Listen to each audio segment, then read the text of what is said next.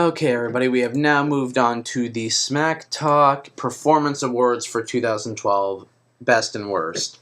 Starting off, for the first part, we have the Best and Worst Ancillary Characters. Now, I chose the best as AJ Lee, just barely over Paul Heyman, because she was involved in everything from the very get-go.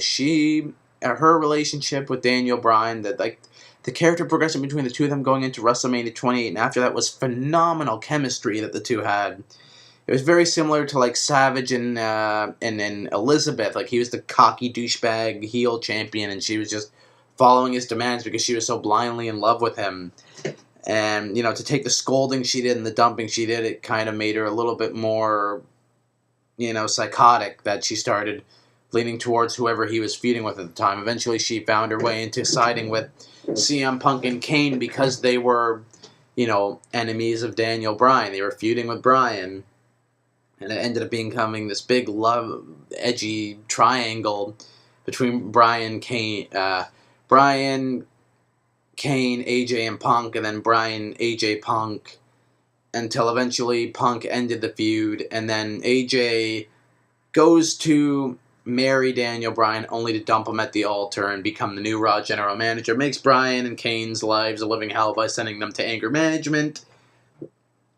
And then she gets involved in this stupid scandal with Vicky, who will be coming up here very shortly, and things kind of go to shit, but she's still crazy. Now she's turned heel and aligned herself with Dolph Ziggler, kind of like an Edge and Lita thing, the popular face diva, shockingly turning heel and siding with an up-and-coming upper mid-card heel character who has money in the bank on top of that. It's basically almost carbon copy identical to the Edge and Lita situation, except it's Dolph and AJ.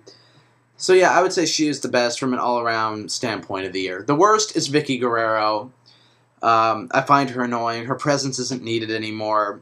Her screaming's annoying, her useless rants are annoying, everything's annoying. There's too much Vicky on TV. I was glad when she wasn't on the holiday special. That was fucking cringeworthy as hell. But I think she's overstayed her welcome. It's been 6 years of the same old shit. Who cares if she's got a cougar necklace and dyed her hair? It's still same old screaming Vicky, and she's not gotten any better. X-Pac heat. Next, we got the best and worst commentators. The best I gave to JBL.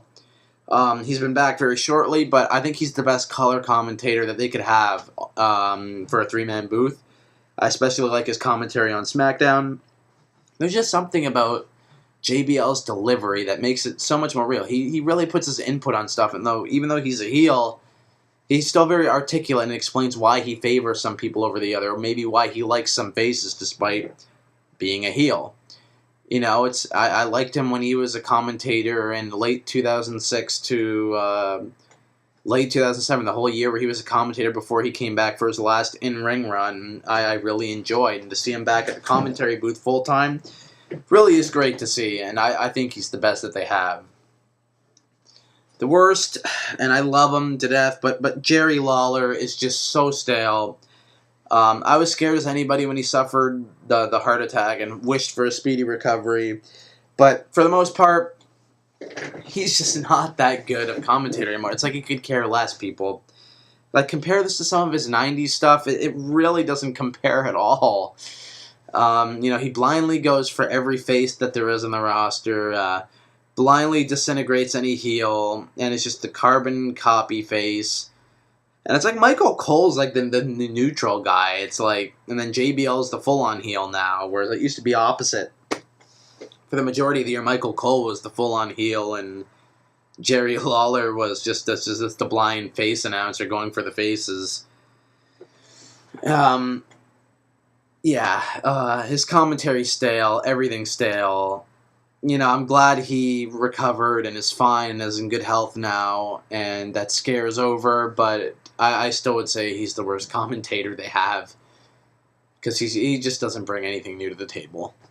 Best and worst announcers, I would say the best is Justin Roberts. For every time he, announces a superstar, and he, really gives some passion into it. Justin John Cena.